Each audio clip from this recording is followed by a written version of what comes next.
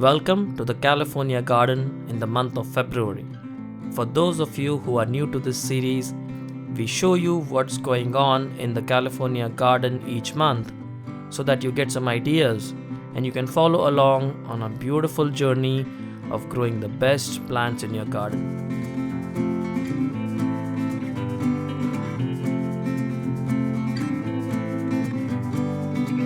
Now, February is the month where winter is coming to an end and we begin slowly moving into the spring season. So as you can see here, this cool season crop, Swiss chard, is ready for harvest. And Swiss chard will grow not only through winter, but also through the spring months and the summer months. So this is great quality Swiss chard that we're harvesting. Now I usually grow Swiss chard in containers, but I had some space in my garden. One of my beds was available, which is why I started Swiss chard in this bed.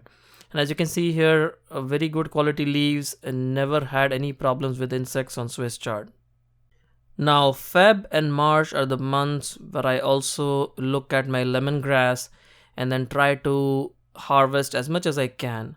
If you haven't watched my video on growing lemongrass and preserving it, please watch the video link on your screen, and that should give you a lot of information. So my lemongrass had grown so large that it had taken up almost the entire container here, and what I had to do was harvest the stalks and then replant a couple of them. And remember that if you're growing lemongrass, your container will get root bound every year or so. So once a year I recommend that you harvest your lemongrass, store all the lemongrass stalks. As you can see here, you can freeze them very easily, and then replant 1 or 2 stalks so that they grow back. Next, we are harvesting beet greens. Now I know a lot of you grow beets for their roots, but I do grow beets for their greens as well. So if I need to grow beets for their greens, I plant them in shallow containers like you see here. So you're not going to get a lot of big beet roots, but you're going to get a lot of greens.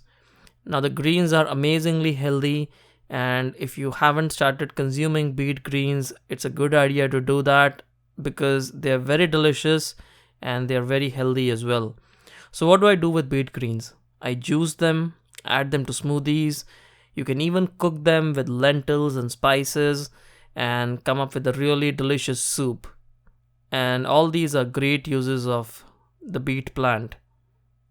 And as you might have seen from my previous gardening videos, I'm a big fan of growing cilantro in the garden, and winter is the best time to grow cilantro. Now I was able to harvest a lot of cilantro right throughout the month of February, and as you can see here, we continue to harvest cilantro. These are from the raised beds, and if you remember our previous video, we were growing cilantro in multiple places. We are growing them in containers.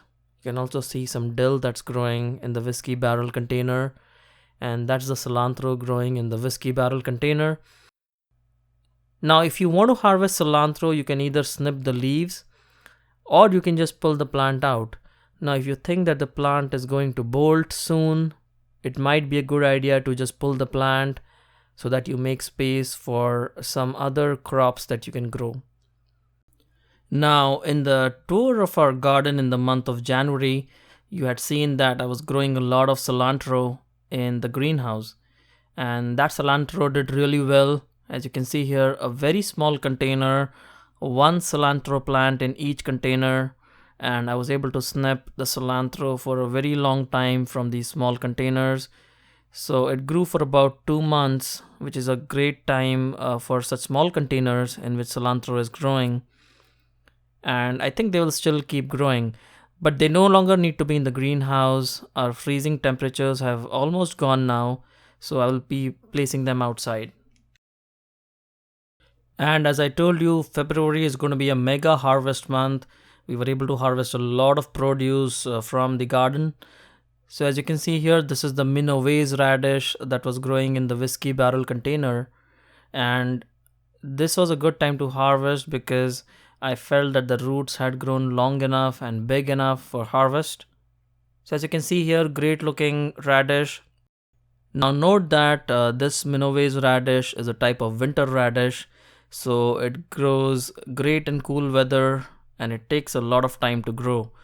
So if you're growing the short variety of radish, the red one, the colorful ones that are short in size, those grow pretty quickly within about a month. This radish variety takes a long time to grow. But do be patient because you get really large radish from this plant. And if you're like me, if you like radish, you will love growing this radish variety. And as you can see here, very nice clean radish and absolutely delicious. Now here is a little experiment I did.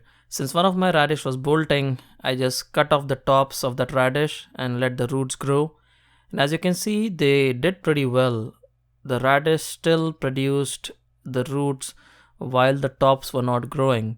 So that's a little tip. If you're not getting a large radish root, you can snip the growing tip a little bit and the plant will concentrate its energy on growing the roots.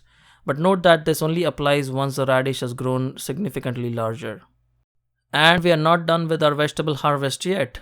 Our cabbage that was growing in the container was doing pretty well, and I thought this is the right time to harvest at least one cabbage to get started with consuming whatever we get from our garden. So this head had become pretty firm and I harvested this cabbage head. Now there are a lot of leaves that you will find below the cabbage, and a lot of you have asked me the question that whether these are edible. Yes, they are. They are very edible. They taste a little different from the cabbage head, but that should not stop you from consuming it. You can consume these leaves just like you consume the cabbage head itself. So that's how our harvest looks like. That's a pretty decent sized cabbage head. And this is how our harvest looks like for the day. So we have cabbage, we harvested some broccoli, we harvested some cilantro as well. So great healthy harvest. And this is what you should aim for, some vegetables to harvest every day or every week. We harvested the last of our gem avocados. So there were just 3 avocados remaining. And as you can see here, this is our final harvest. It was a great avocado season. We were able to harvest, I think, about 50 to 100 avocados from this tree. And we'll be harvesting our one and only Washington navel orange. Yes, we just got one orange this year. We're hoping to get some more next year. And the Dancy tangerines, well, they've been growing like crazy. You've been watching our previous videos where we harvested a lot of these. And we are in February and we still have a lot of these growing. So we harvested a few and there are still a few remaining on the tree. And it's incredible how long they can hold on to the tree. And we also harvested the last of our guavas, very delicious, juicy guavas. And these are the Mexican guavas. This is the final harvest. They will now start producing flowers for the next season. So you can see how versatile this plant is. And continuing with our harvest, this is the spring onions that we were growing. This is the white heirloom variety of the onions. Now I'm going to be using these onions to eat raw as a salad. So I'm not going to be waiting till they produce a lot of bulbs, large bulbs. That is not my intent. So what I'm going to do is I'm going to start harvesting these onions as and when needed. So as you can see here, these onions have great looking stems and smaller bulbs, and that's exactly the purpose of harvesting these onions. These onions taste great when you eat them raw. So if you like spring onions, you will love this variety. And we are also harvesting our kohlrabi. This is the early white Vienna variety. And this is a cool season crop as well. So in February, most of the kohlrabi is ready. And the kohlrabi will keep growing till about early spring. So this is a good time to harvest kohlrabi. As you can see, very nicely formed kohlrabi heads. And if you haven't tried kohlrabi, please do try it out. It's a great tasting vegetable.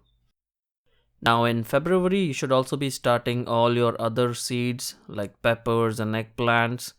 Great time to start these seeds. I'm sowing some poblano pepper seeds here. So we started tomatoes and then we're starting peppers and eggplants. And this is a good time to start when you're starting seeds indoors. You have about 6 to 8 weeks before you can set the transplants out. So if you haven't started your seeds already, it's time to do so. And it was freezing cold here in the nights, during the nights here in Southern California. So I put my plants under these grow lights. Now if you want to purchase this 2-foot grow light, I will provide a link to the product in the video description. This is a great product, very easy to start your seedlings. Now I also transplanted some of my seedlings. These tomatoes that were started on the 1st of January are now in the greenhouse. And as you can see here, they've grown pretty well and they will continue to grow. And by the mid of February, as you can see here, these plants have grown pretty tall. So what I'm planning to do now is transplant them in slightly larger containers, and they will be staying in these containers for the next 4 weeks or so. The potting soil that we're using here, as you can see, is a mix of topsoil, perlite, compost, manure, vermiculite, and that makes a good transplanting mix. You could even use a simple 30% composition of peat moss, perlite, and compost. Now, why do we transplant our seedlings? Why couldn't we have just left them in these seed starting cubes and let them grow there? Well, there are a couple of reasons. The first reason is that the amount of moisture that the small cells can hold in those green trays that you see is very less. You need a little bit of more soil around the plants so that you can retain a little bit more moisture as the plant grows. As the plants grow, they're going to suck in a lot of moisture, a lot of water. So you want to make sure that your plants are adequately watered all the time. So the additional soil that you add here helps with that. The second reason for transplanting them in slightly larger containers is that the way tomatoes grow, you can plant them a little deeper than what you see. So when you're transplanting them, you plant them about a couple of inches deeper, let them grow, and finally when you're transplanting them in your raised beds or the ground, you can plant them even deeper. So all this helps for a very nice root system. I also have a lot of cabbages growing. They're all growing pretty well. If you remember these cabbage transplants from the previous video, you can see that they've grown pretty well in the last month. I also have some fenugreek growing in these trays. Now, February and March are also the months where you need to think about transplanting or repotting your plants that are growing in containers. Now, I usually do this every 2 years or so. These strawberries are actually just a year old, but you can see that the level of soil has depleted so much in this container that I had to remove the strawberry plants. And then what I'm planning to do is add some more content to the container, and I'll shortly show you what I'm gonna add. The first step is to remove the plants. If you damage some of the roots, do not worry. Root pruning actually helps the plant produce more roots. So what you need to do is remove these plants from the container first so that you can work on the container soil. And remember that strawberries grow well mostly towards the surface of the container, and here they are very deep. And our next step is to now remove all the potting mix that's there in the soil. And as you can see here, it's a little compacted, which is what we want to improve in the next step. So you remove all the dead roots, as you can see here. And now we're going to add some more amendments to our potting mix. I'm adding some perlite here. Perlite is great for your potting mix. It improves drainage. It also lets your plant grow their roots freely inside the potting mix. I'm adding some manure. Now you could use any kind of compost as well. You can just add some more compost. I just had some manure which I'm adding here. and mix it up very well. Now if you're still short of some medium, you can add a little bit more peat moss, and once you mix it thoroughly, you can then add these to the potting mix.